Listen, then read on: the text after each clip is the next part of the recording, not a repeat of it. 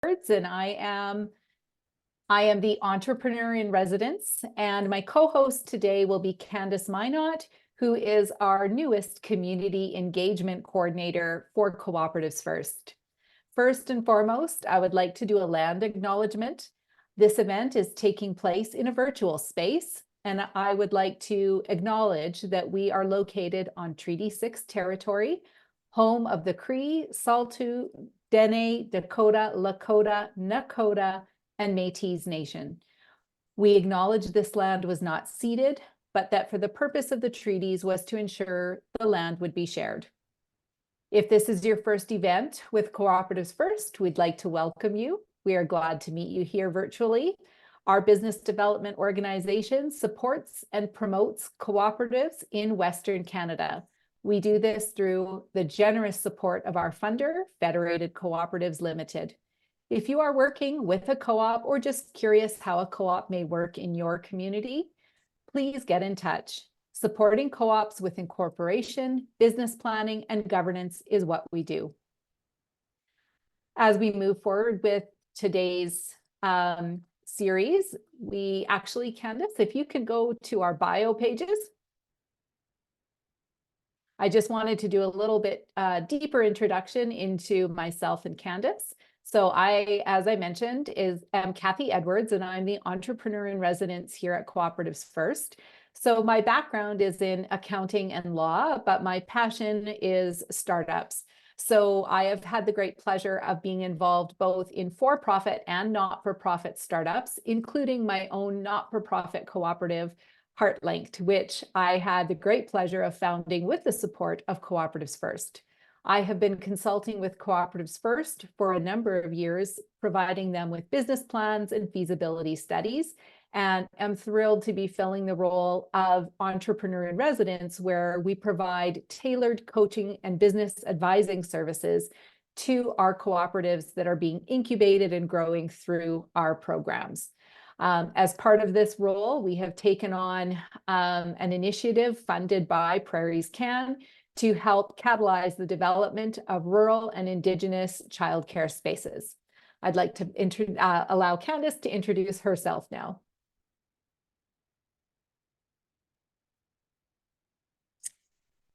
Thank you so much, Cathy. I am Candice Minott. I am the Community Engagement Coordinator here at Co-operatives First. My background is in business as well, primarily marketing, and I've worked in various industries, fast-moving consumer goods, oil and gas, and the nonprofit sector as well. My role here at Co-operatives First is on the client relationship side of the business. So I will support the development of childcare cooperatives right across Western Canada. Thanks, Cathy. Back to you. You bet. So we have a very simple agenda today. We want to touch on childcare and why it's vital for your communities and why it should be moving to the top of the agenda for economic developers and community coordinators. We'll touch on explaining the cooperative model and how it can work with our unique approach to childcare cooperatives and what supports we can offer you on this journey. Next slide. I'd like to start, whoops. There we go. So with all things, motherhood, as with all things, the necessity of invention requires people to come together and create solutions. And a community that we worked with that was experiencing some challenges with respect to childcare was Maple Creek. So Maple Creek was not a large community, around just under 2,100 for a population. And they had a very forward-thinking economic development officer. And she was fielding inquiries from the community, particularly business owners and members of institutional organizations such as the school, complaining that they could not retain and hire staff because of a lack of childcare in that community. And, Maple Creek is not a unique story. There are many rural communities like it where there was no licensed childcare available to the residents. So there's always a lot of dialogue about the shortage of labor in the market these days. And a big piece of that equation is the lack of access to affordable licensed childcare. So Maple Creek was really our foundational project in the sense that we were able to work with the economic development officer and create a very unique approach to a cooperative model that met the needs of the community and allowed them to pursue childcare in a meaningful way.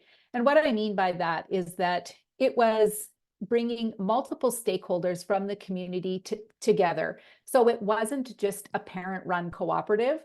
The economic development officer, as well as a member of the rural municipality and the neighboring First Nation, the Nikanit Nation, were all involved in bringing and working together to create a childcare cooperative. What is unique about this approach is that it allows the municipality to play a role in the longevity and the development of the organization without being wholly responsible for the child care facility. So it's a really great blended approach to ensure that it's a long-term organization in the community without it being a full municipal responsibility. Let's shift. So as we touched on, moving the need for childcare to the top of the agenda is really important right now. Candice will touch later on the dialogue about why it's important now and some of the funding programs that are available here in Saskatchewan. But from the bird's eye view, and why we think it's important for this to be a community initiative rather than a parent-run initiative is that childcare has been proven to be such a vital part of a healthy community. So on a very obvious front, there are great outcomes for children who have access to early learning, quality childcare. Again, touching on the labor front, having 50% of the labor force unavailable to a community because of a lack of childcare is also a detriment. But one item that often doesn't surface to the front is the huge economic multiplier effect of having accessible childcare for your community. So it is proven that for every $1 spent on childcare in a regional economy, there's a multiplier and a further $1.38 to $2.54 is generated on every dollar of input. So when you look at the ability to bring childcare to your community, it is not only servicing the residents of your community, but it is investing in a very important, vital economic driver. Next screen. Interestingly enough, last year we attended the EDX conference in Alberta, and there was a great deal of rural dialogue or dialogue in rural communities about this whole shift away from cities and moving to rural communities and how you could attract this talent that works from anywhere, you know, the whole virtual landscape of operating these days. And it's really important for communities to consider that working from home does not mean I don't need childcare. So investment in childcare still goes hand in hand with wanting to attract young families who want more of a rural lifestyle. It is also important to note that childcare then forms an integral feeder system to your schools. So if you have two communities, Community A and Community B, and Community A invests in childcare, it will allow that family to grow roots in the community and then feed into the school system. It's also important to note that there is a timeline for this initiative. As Candice will touch on later, the goal for our province is to develop an enormous number of childcare spaces by 2026. And so the time is now to access funding and get mobilized on childcare. And I'll pass the torch to Candice to talk a bit more about the cooperative model. Thanks so much, Cathy. So for many of you, you may be familiar with what is a cooperative. However, we want to have more dialogue on this topic because we see cooperatives as a way of really solidifying this sector. So breaking it down for you, a cooperative is a group of people that come together to solve a problem. Now, you will hear us speak more to the multi-stakeholder model, but we do believe that communities can solve their own problems when we come together. It is a legal organization, and what's so unique about it is that it's governed by one member, one vote. So each member has an equal standing within this organization. Another big thing about cooperatives is that members are owners. And this ownership portion is very key because with ownership, you have a stake in the business. So for participation, each member is allowed to participate and make decisions through an annual general meeting. We see the community services cooperative as an ideal and excellent model for nonprofit entities, such as childcare spaces. Now, you may say, why a cooperative? Looking at this multi-stakeholder model that we had mentioned before, Cathy spoke about our community leaders coming together, not just having a parent-led model. This is a way for all persons to look at how they can be a part of creating a very dynamic organization that can solve their issue. It's versatile in that it's adaptable. The members can be from various stakeholders within the community.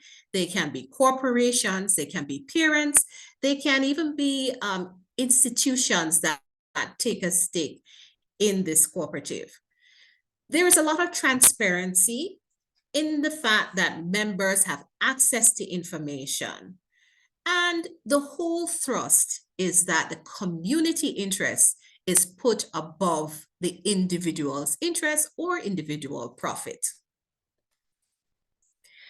Now, why childcare and why now? Many of you may know that lack of access to childcare has been identified as a national problem here in Canada. And right here in Saskatchewan, funding is available. As Cathy had mentioned, it will not be here forever.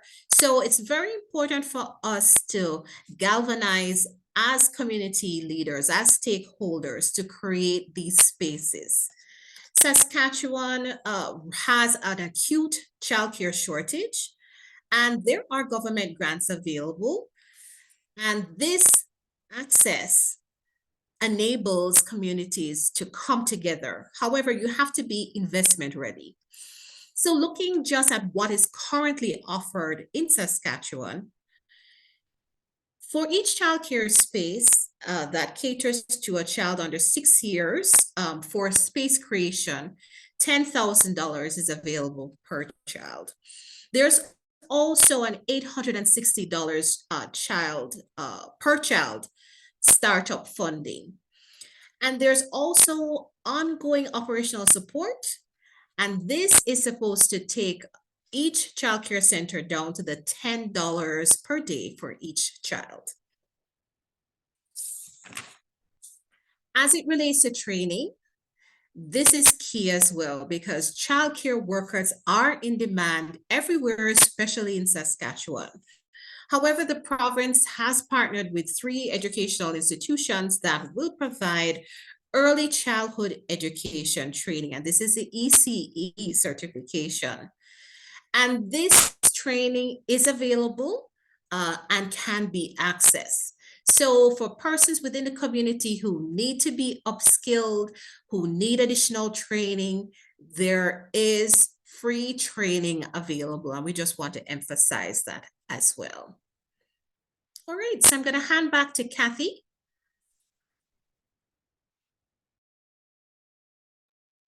Thanks, Candice. So in diving a little deeper into childcare cooperatives, we wanted to highlight that a very common model is the parent-run childcare cooperative. And we're not saying that that's not a viable approach if you have a committed group of parents who want to take that approach and create a cooperative in that fashion. We have recently helped the group at Bean Sprouts childcare cooperative here in Saskatoon form a parent-run cooperative and successfully open their doors in February of this year. However, it is also part of the parent-run cooperative, the challenge with that model is the turnover of parents. By the nature of a childcare cooperative, all of our children progress to elementary school age and then no longer require full-time care. So often there is a transition or a turnover in the board of a classic childcare cooperative. In the model that we've proposed and have developed by working with Maple Creek is to have longer-term institutional or community stakeholders involved in the cooperative. And what this can look like is simple as where the meetings are held, who's running the meetings, who's keeping the minute book. All of these things like a municipality or a rural municipality would do these activities by a manner of course. And so it's very easy to support a childcare cooperative with these skills and offer that as a longer-term community project.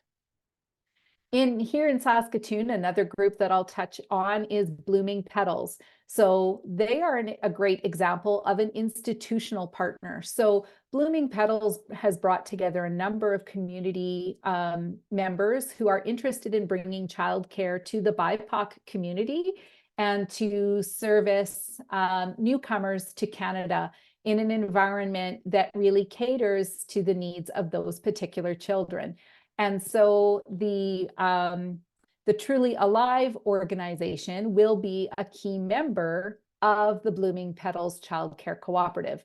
Again, having an institutional member brings that longevity and that key anchor needed as parents turn over their memberships.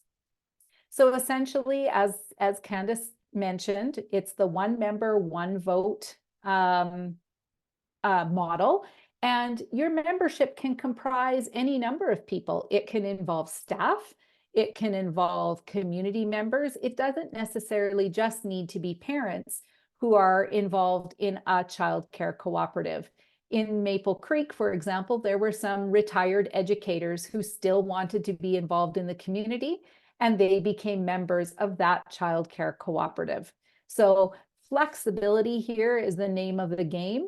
But again, it's a great way to integrate a lot of voices and community members without sole responsibility relying on any one pair of shoulders.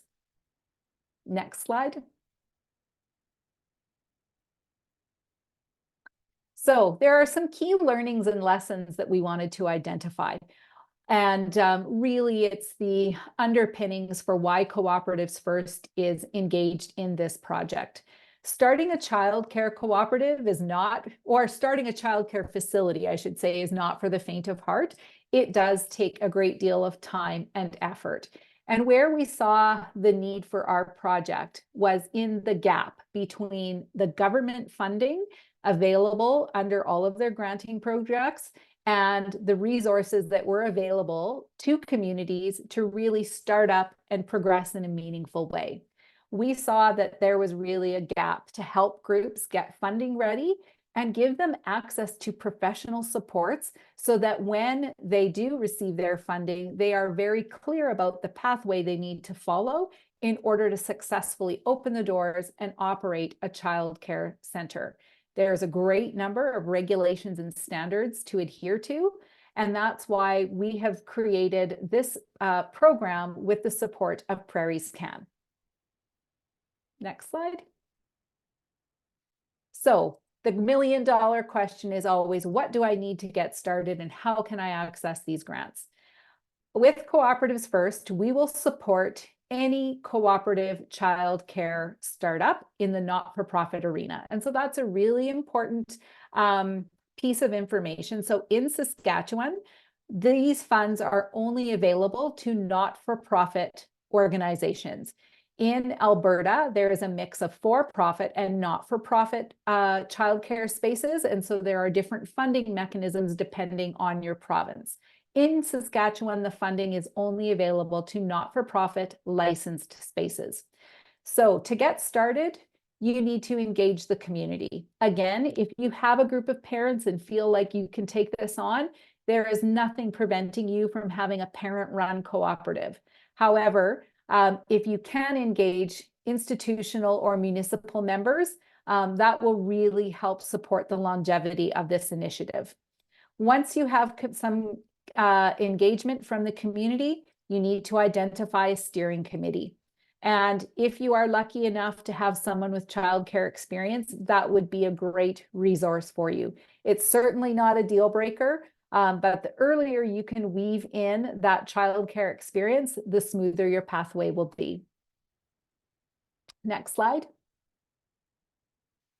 So our particular supports really is to help groups get funding ready. And what that means is, in Saskatchewan, if you log on to the Start a licensed childcare facility on the website, on the Government of Saskatchewan, they tell you to start with a form called the Community Needs Assessment Form. But this form, it starts with a couple of assumptions. Number one, it assumes that you are already legally incorporated as an organization and that you've done your bylaws and articles of incorporation, and that you've done some significant planning in order to fill out that documentation. That's where Cooperatives First can provide support. So available at no cost, we provide incorporation supports and help you navigate through the articles of incorporation and the bylaws to be registered as a legal cooperative in Saskatchewan. It is important to note that there is a cost recovery fee. It does cost to register as an incorporation in Saskatchewan, but we do not charge any fees on top of the provincial registration fees. It's simply cost recovery for us. Then we provide tools to help you complete your community needs assessment form, and that is in the form of a workbook as well as a financial roadmap. And what's really important is that these documents, you will work through them with you. We can provide support, but they will provide the underpinnings for a business plan as you progress. This will become very important later on when you start to talk to financial institutions and other groups that you'll need to get support from. We also provide governance support in terms of board basics and how to operate as a cooperative. And we are now bringing on facility planning support, operational guidance, and help with financial preparation. So we are working with credit unions across the province to ensure that they understand the new funding model that's in place by the province and help groups navigate all of these professional challenges that present themselves, that we can help equip them to navigate the process more smoothly.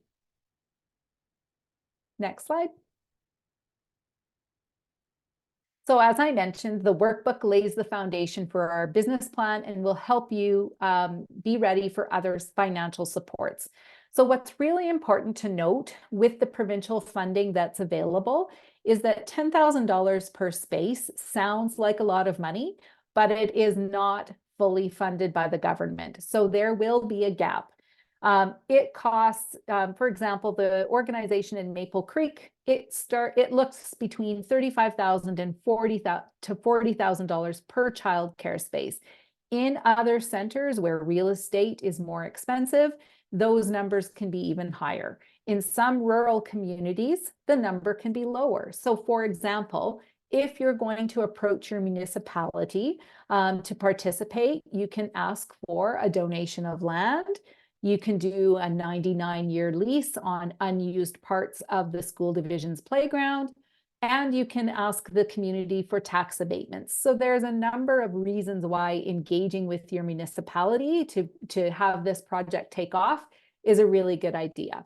But either way, it's important to note that the $10,000 grant per childcare space is not comprehensive.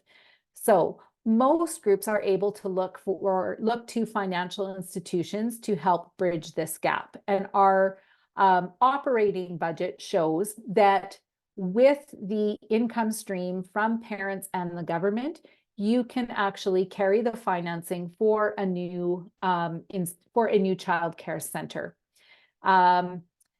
The operating budget, of course, will be specific to your particular location and needs, but it's an Excel workbook. We can help you work through it and really understand what the financial landscape looks like.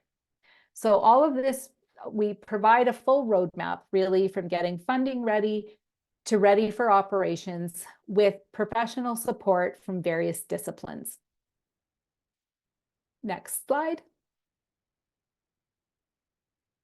So what we're really excited to announce, if you're keen and listening to this webinar and thinking, okay, I'm going to get my steering committee together and I want to progress quickly, we are having a childcare boot camp at the upcoming CETA Summit here in Saskatoon in June.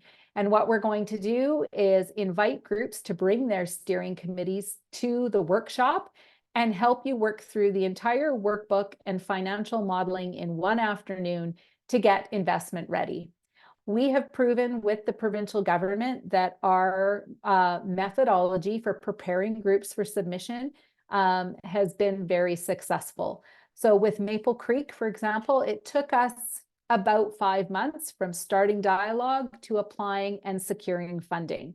With Blooming Petals, we were able to move very, very quickly and had their submission together and submitted in under 6 weeks. So we are really helping groups fast track towards success based on all of the learnings from the collective groups that we've worked with. So really, it's cooperation at its finest, because we're leveraging all of the learnings and all of the groups to help everyone mobilize more quickly. So I know that there's been some dialogue going on in the chat. We've moved through a lot of information very quickly, but what we'd love to do is open the floor for some dialogue and questions and see if we can answer any of your particular questions or find out more about your community and what you need for support.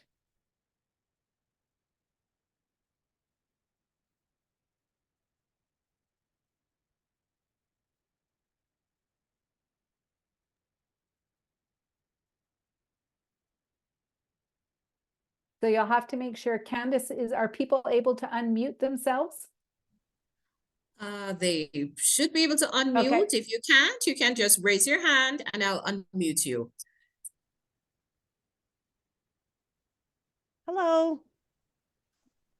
Hi there. My name's Brittany. Sorry, I don't know why my screen is so blurry. I tried to clean it off, but didn't look until now. How long in Maple Creek from when you secured the funding till the doors opened?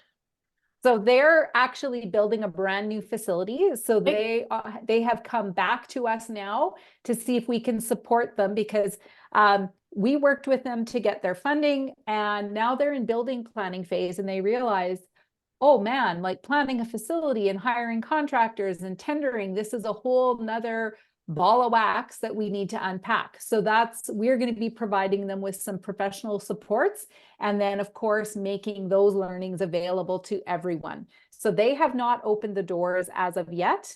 They're hoping to break ground very quickly, but they've sort of had a lull in the planning phase just because there's been so much uphill learning for them in terms of what their needs would be. For sure. I've heard good things so far, so that says something about you guys, I guess. Awesome. Another question is there anything cooperatives do to help get the staffing that we need? In Swift Current here, we have 100 open spaces, but no staff to fill those spaces. And quite often we get them through the SINP program, but that can be challenging at times when you've never met a person.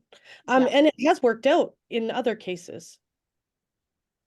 That's a great question. So, when we are working with startups, we always say that the number one thing to do is to start looking for staff even before you have a physical location, because that director role is so important.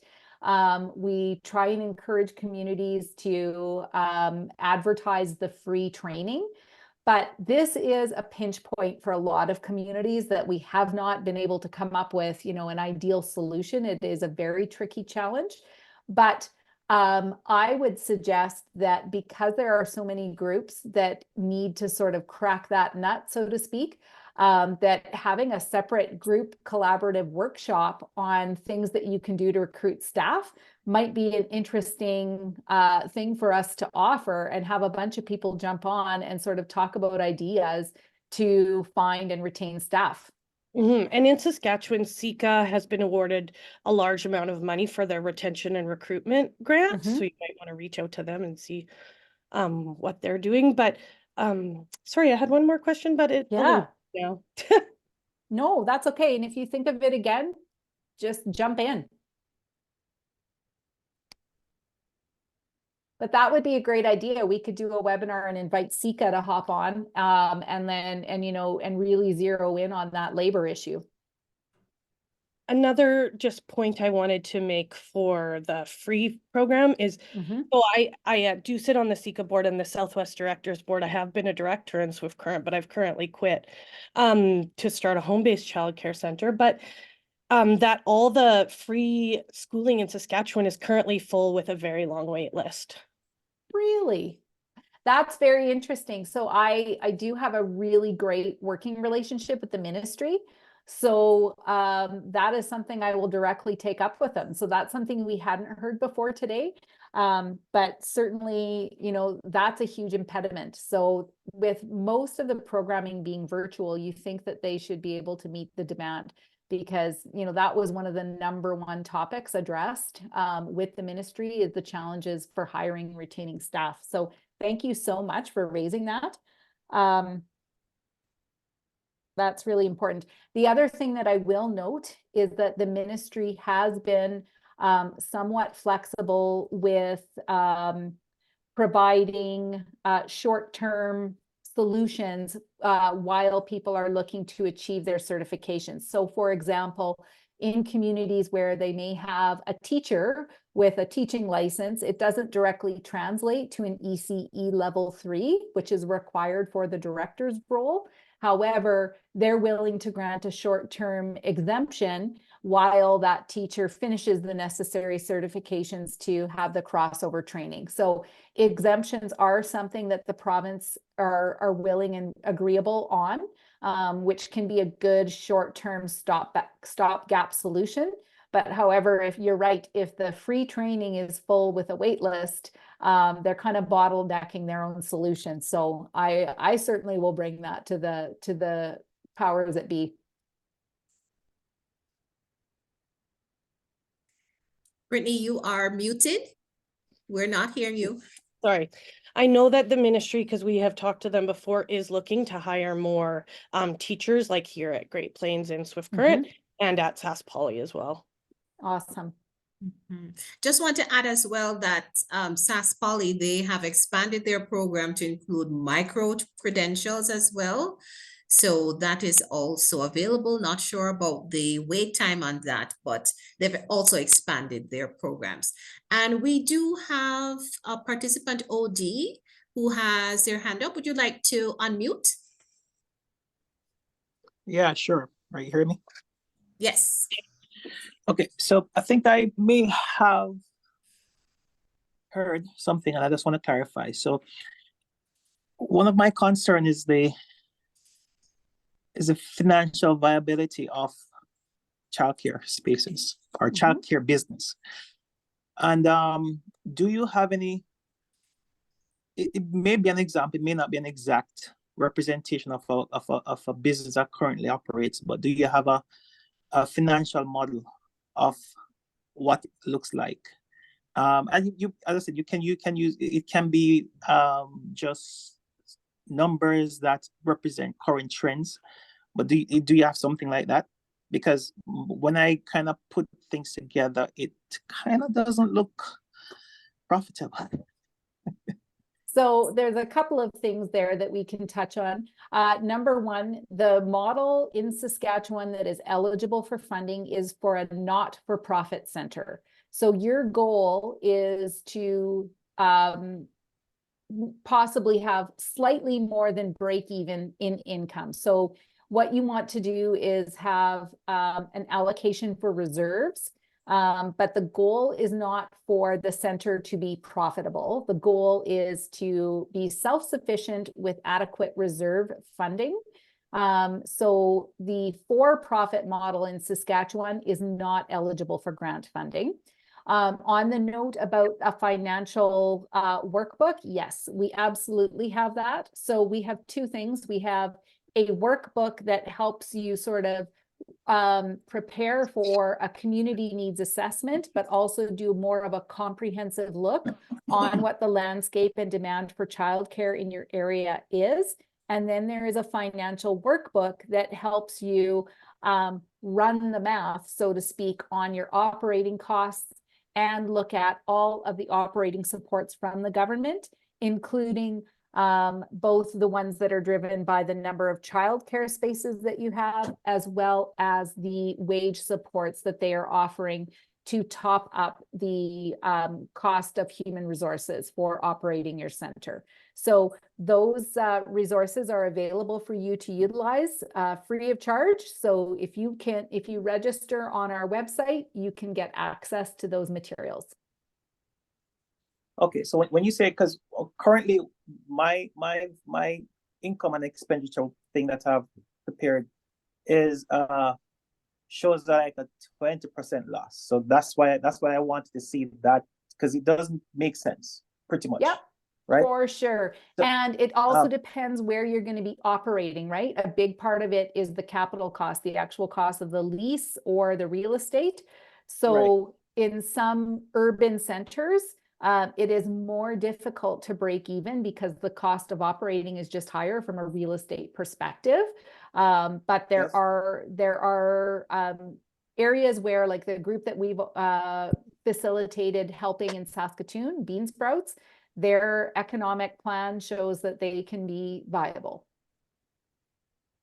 Okay. So certainly, and so, yeah, go ahead. Yeah, go ahead. No, you go ahead. Sorry, you go ahead. No, I was going to say that if this is a model that you think could work for you, a cooperative model, then what we can do is certainly provide you with some of that financial assistance and insight into the economics. But either way, certainly our model is available for you to use as a resource.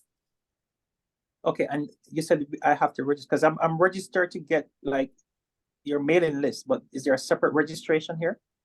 Yeah, so if you go to start a childcare, if you just Google start a childcare cooperative in Saskatchewan, it takes you to our landing page and you should be able to register there. Okay, got you. All right, so Awesome. I'm doing that now. Perfect. All right, so before I take away anybody else's time, I guess I'm on the floor, so I'll take my time. You got it. Yeah, just had it up there. That membership, the cooperative membership, is it still 7, or for childcare it's a little bit less to form a cooperative? Sorry. To form a cooperative, you need 6 board members in Saskatchewan. However, that you can apply for an exemption. So you could form a cooperative with only 3 members and apply for an exemption with the provincial government. And you know, there's a great note here in the chat that I'll also bring to your attention, which, you know, I was remiss for not mentioning when we talked about sort of your operational costs and, you know, urban versus rural solutions. It's also depending on who you can collaborate with or partner with in your cooperative, you can look at mechanisms to reduce your occupancy costs, such as finding schools that have excess capacity. There are often churches who have capacity or other municipal spaces. So depending on where you want to operate, there are some really unique solutions out there. A group we're working with right now out of Eston They have a very, very large center that only a fraction of it is used for rehabilitation. So what they are doing is looking at using a whole independent wing, creating their own playground. But the cost of doing that by identifying what buildings in their community had capacity, they're able to sort of get operational on a lower cost and on a much quicker basis. Okay, so good thoughts. So here, this is the other question that I have. In terms of your reach and the things that you're exposed to, and when I say things that you're exposed in terms of the information on the ground, because I'm in Saskatoon, so of course it is already treacherous to operate in Saskatoon. The issue I probably would want to put to you is, based on your assessment of things, the market, everything, would you have some insights as to what could be a possible fit based on the information I present? I know this is a public forum, but are there any suggestions that your group could possibly lend in shaping a solution? I think I'm not Should I make fully myself more clear? understanding your question. Okay, so there are different solutions that can be put together to say, just similar to one, like, for example, you mentioned about that place, S10, you said? Eston, yeah, the Eston. community of Eston, yeah. Okay, right. And in Saskatoon, as I said, it's either the building is too old, because most churches were built a long time ago, so the codes are not very, they're not very futuristic. So based on where you're at in terms of, do you have a good scope of the landscape to say, okay, this particular building or this business place could possibly be a good, partnership? You could approach them. You're not that you already know, but then based on similar to what that space there, Eston, do you have kind of some on the ground information that could be shared with us? Okay, so Well, not as a I group, but in terms understand of what you're someone who asking. wants to. Yep. So Yeah, so that's here's, something. I know I'm asking in a public forum, but then you could. yeah, Okay, no, yeah, so here's the answer to that. So do we have a specific list of potential locations that would be suitable? No, we don't.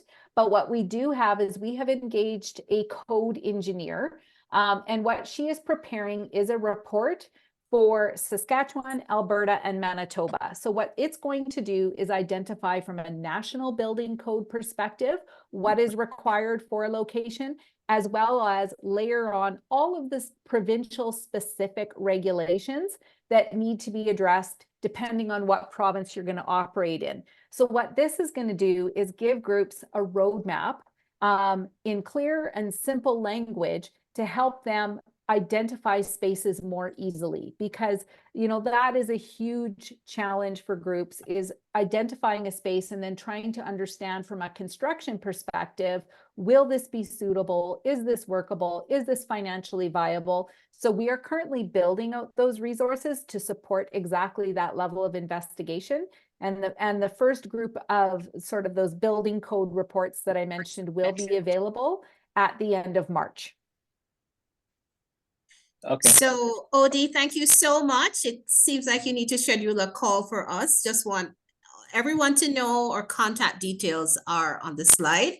Feel free to reach out and we definitely will have a further conversation, but very interesting questions. Thank you so much. Jenna has been waiting patiently among others. So Jenna, I'm going to ask you to unmute at this time.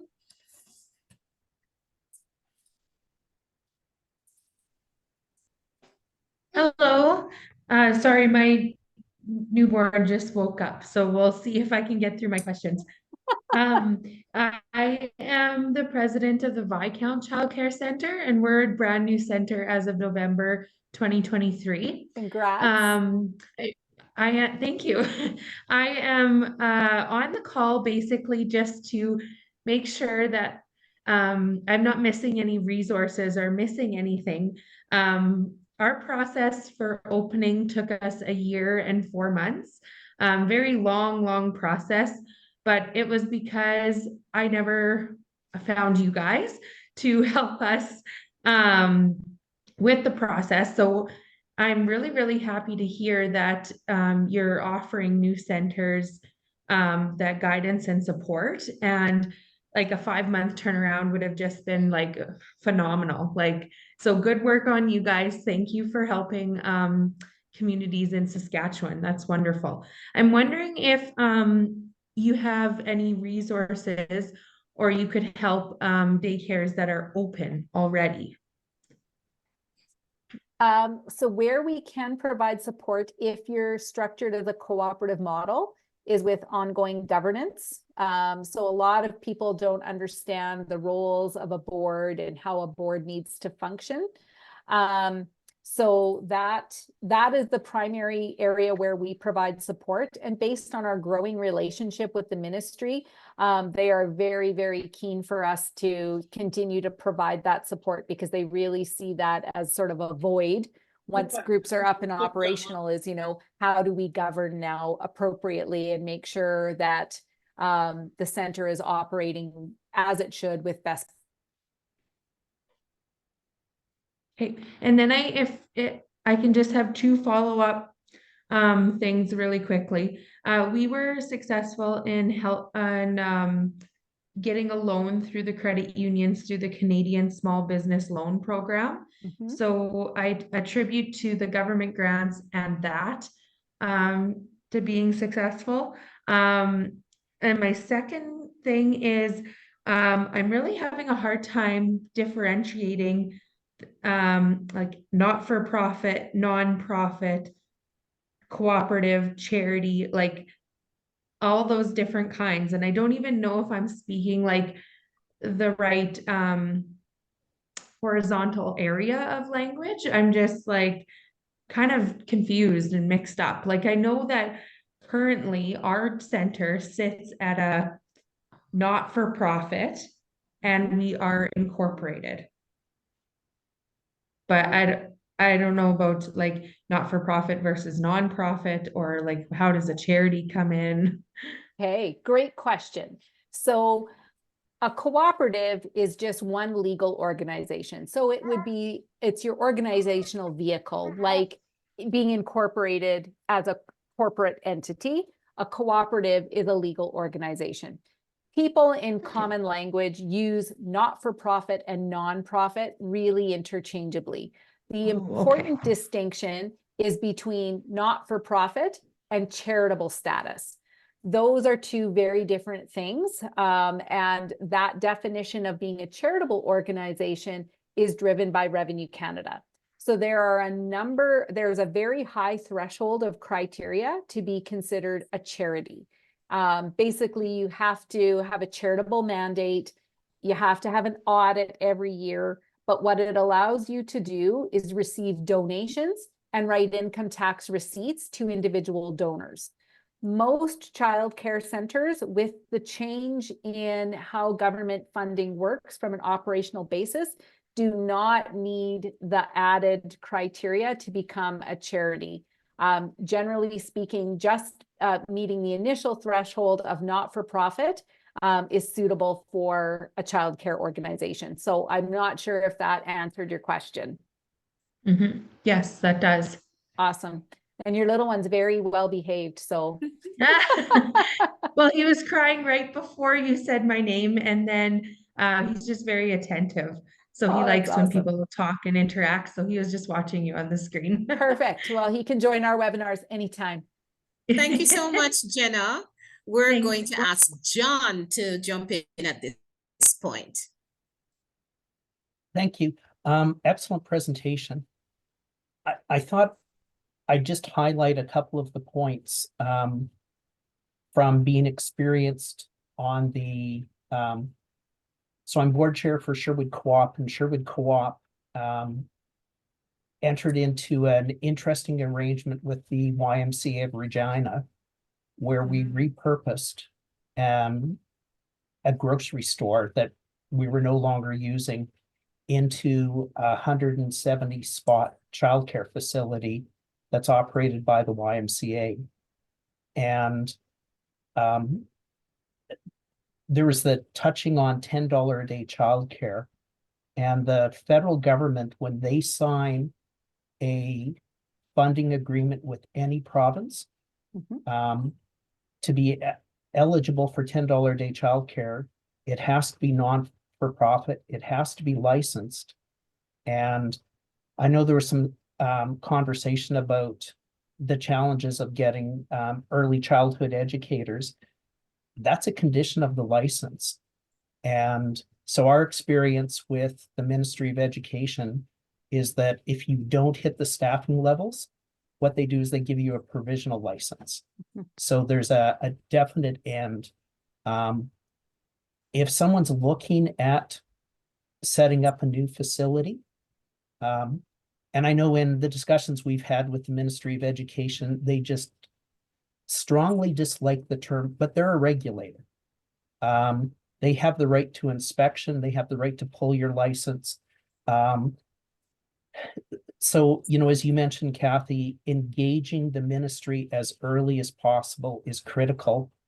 And then you need to know who's going to inspect your facility. So in the city of Regina, that's Fire and Protective Services. And if you don't get a clean inspection from them, you can't operate. So knowing, you know, as you said, what the code requirements are is key. You also have to know who your regulators are. And that can cut substantive time off it.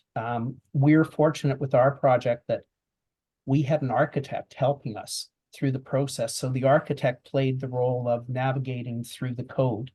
But I guess bottom line is the sooner you talk to the ministry, the better. And if Cooperatives First, kind of the pathfinding that you're doing means that someone who wants to get set up with those criteria, not-for-profit license, it's pretty key, because we also follow the news of what's going on in the province to our west and some of the protests they've been having. And part of that protest is for-profit operators who want to be part of the $10 a day childcare, which isn't part of the national agreements. So that the last little bit I'll throw out is, so when you are government grant funded, they also control how much your expenses can increase year to year. So the $10 a day is what the parents pay, but you can only increase your costs at what the ministry allows, because the remainder of your revenue stream is coming from the government grant side. So the past year has presented challenges when we take a look at what's happened with power bills, everything. There can be a fair bit of pressure. So knowing your numbers inside out is pretty key, because with $10 a day childcare, it's fantastic for the parents.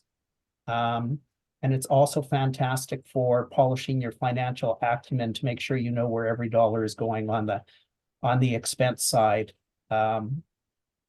Because again, if you over increase, the government claws back grants. So that said, Ministry of Education is fantastic to work with.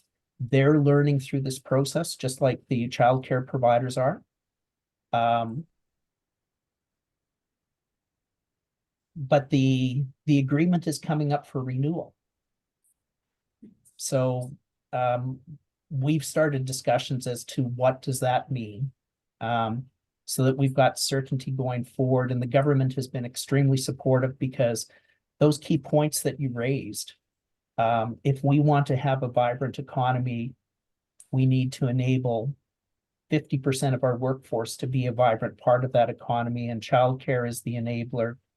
high quality, trusted childcare. Absolutely, John. And sorry to interject, but I think that's a perfect segue. Like, this is exactly why this unique cooperative model that is not just a parent-run mechanism, by engaging the municipality, rural municipality, Indigenous and institutional partners, it needs to be a community initiative. You know, our kids go to school under a funded, organized platform. And really, we need to start thinking about childcare as a core community service in that same way. And that's the only way it's going to be sustainable long-term, is by engaging more of these institutional and larger players. So you're absolutely correct. That's exactly why when we start groups down the pathway, our workbook and our financial roadmap are things that we work on very, very early in the process, so that, yes, there is a very deep understanding of what the economic picture looks like to operate. You know, oddly enough, you can apply to the government of Saskatchewan with a community needs assessment form without doing a deep dive on your financials. And we just don't feel that that sets groups up for success. So we front load the work, but we know that our groups that we help are really prepared for what's coming down the pipeline and providing all of that professional engagement. I know you worked with an architect, which is a great solution, but it's also a very expensive solution. So by using cooperatives first, we're engaging a whole number of professionals to prepare sort of a portfolio of plans and reports that can be accessible to everyone. We're really trying to lower that cost margin of getting operationalized for the collective good. Yep.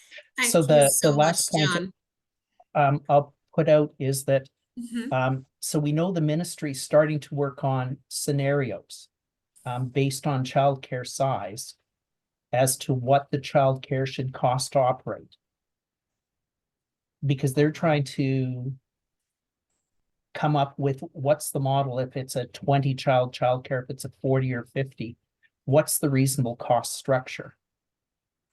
Because they know they can't treat every childcare facility as a one-off.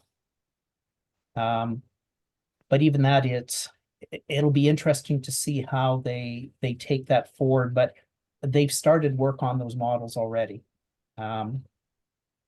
So we're hopeful, we're thankful that we're part of some of those discussions. But at the same time, I'll go back to the ministry is learning as we as childcare providers are learning. So thank you. Thank you so much, John, for that meaningful contribution. I just want to bring Landon in quickly. I know, Gaurav, you're wanting to say something as well, but we'll let Landon go first. John, thanks a lot for all that information. It was very helpful. I've read a lot, but that recent insight really helps. So yeah, I guess I'm kind of expanding on OD and John's comments about sustainability. And from what I can tell in my reading, it looks like all of the grants are static and they're not necessarily keeping up with inflation. So I'm trying to think of a solution to this in the cooperative model.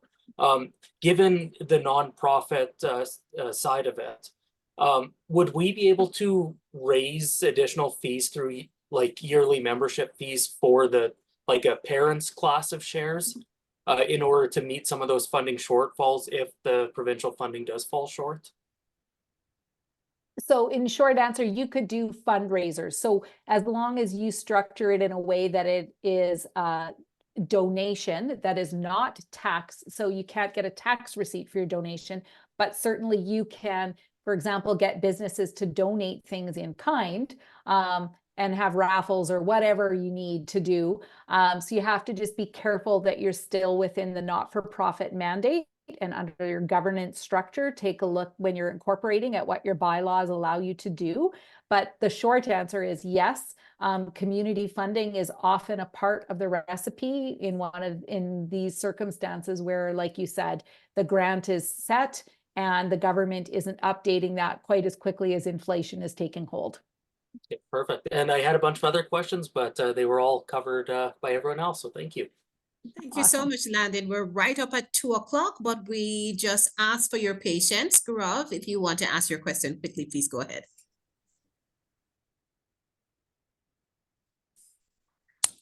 Gaurav, we're not hearing you. No, I'm not sure what's happening.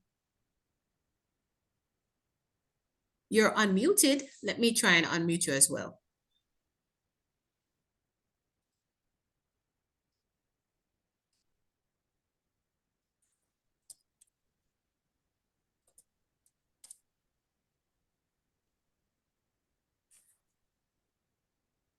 Maybe you need to turn up your volume a bit. Cathy, are you hearing Gaurav? I'm not. Okay. He's gonna type it in the Perfect. chat. Okay. All right. So, we're going to allow Gaurav to write his question, but I think it's a good time now to say thank you. Cathy, I'll allow you to share your thanks before we go. Yes, I really appreciate all of the engagement. Realistically, we won't have all of the answers, but in cooperative spirit, we have touched on so many unique groups who have unique challenges as they navigate towards the creation of childcare, that we're constantly learning new things and bringing new information to all of the players. So, we saw a need for this support, and we're really excited to work with so many groups to help catalyze the creation of childcare spaces. Just seeing if we have a question yet. I don't see his question as of yet. Oh, here we go. We are Okay, so registered. okay, go ahead, Yep, Cathy. we are a registered not-for-profit. We aren't sure how the co-op structure would fit within our already existing organization. So that's a great question, Gaurav. It's not one or it's one or the other. So realistically, if you're already incorporated, you already have a legal entity. A cooperative is an alternative legal structure. So they don't meld, so to speak. It's you make the election at the time when you're registering as to what the type of organization you want to be. Okay, but feel free to reach out to us, Gaurav. We are available, and just want to point out to everyone, email myself, Candice at Cooperatives First, or Cathy, and you can also look at our website as well, www.cooperativesfirst.com. Thank you all for your engagement, for your questions, and we're here to support you. So feel free to reach out. We can provide you with some good guidance. So thank you so much. Thank you to my co-host, Cathy, as well. Yes, thanks to you, Candice. And one note before we sign off is that if you do have a group and are able to come to our boot camp in June, we'd love to help move you through the process as quickly as possible. All right, so have a good day, everyone, and we look forward to seeing you at our next webinar. You can also subscribe on our website. We have a plethora of information for you as well. We do all things cooperative. So thank you so much. Have a wonderful rest of day.